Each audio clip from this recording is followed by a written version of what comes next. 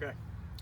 So when we bought the camper, we ordered it and picked it up in December up here in New Hampshire. So it came winterized, and finally, we don't have freezing nights anymore, hopefully, and we're getting ready to head south next week. So we're gonna do a little de-winterizing.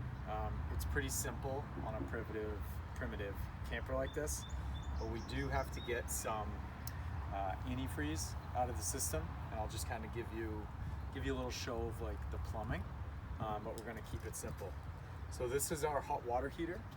You actually have to manually light it when we're going to use it. We are not going to use it on this trip. We're going to bypass the water heater. It needs to fill and hold water in it.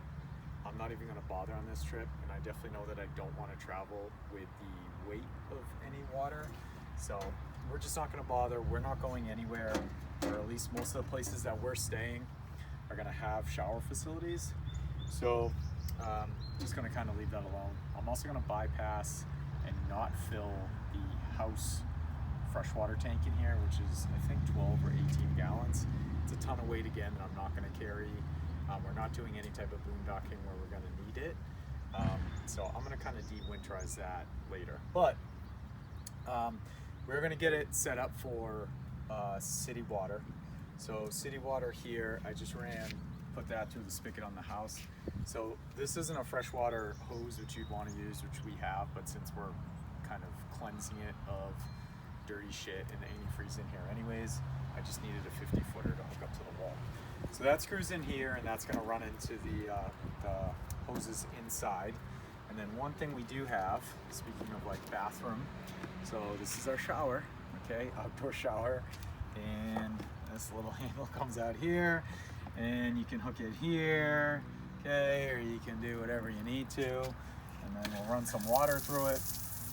Let's try to get the antifreeze out. Now I know this looks a little low, but remember this would be up on my truck, so when this is in this little holder, it'd be a little higher.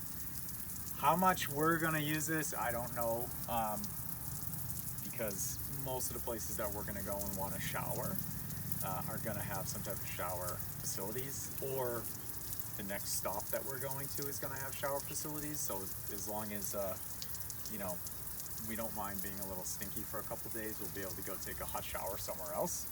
So this might be used as like a rinse off, to swim in the water, shower the dog, something like that, okay? So that's our shower, because we obviously don't have one inside. The other thing is this unscrews. So this super basic truck camper doesn't have a gray water tank. A gray water tank is where the water that's going basically through a shower or sink, so not the toilet, is going to fill up. We do not have one, or at least we could use an external one. So I do have a big can that we could carry empty, and if we were somewhere that we didn't have sewer hookups, or attach a hose and let it run into the campground sewer, we could run a hose and just fill it up and take it with us until we get to somewhere with a dump station. So it looks like the shower's working. Let some water through there. We'll go check out the sink.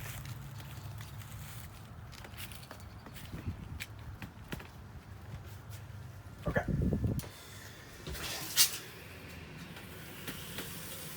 Ugh.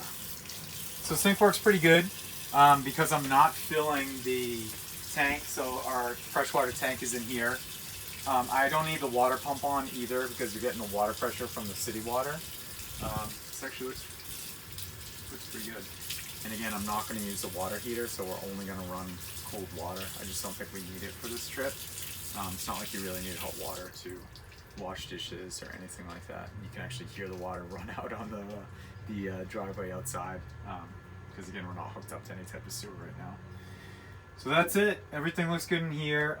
When you're de-winterizing, there's obviously, you want to like peek in there. I don't know how much you're gonna see, but there's just a bunch of nozzles where you're cutting off where the water is allowed to go. And right now, pretty much everything is closed off. So it's not going to the water pump. It's not going to the freshwater tank. It's not going to the water heater. It's basically just coming to the sink, and it's just going to that outdoor shower. So it looks good. I'm just going to let some more water run through it so that we're not showering in antifreeze, and yeah, we're not actually housing any water. It's just coming from the outside, going through, and we're using it, which is going to be perfect on our next trip.